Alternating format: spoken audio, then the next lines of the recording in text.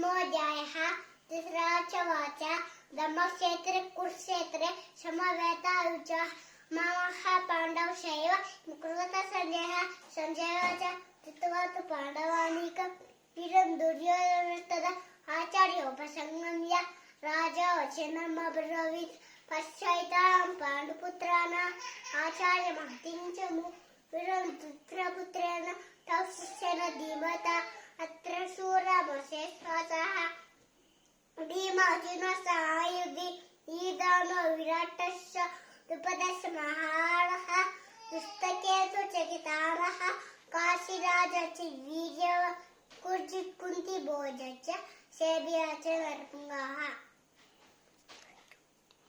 Thank you.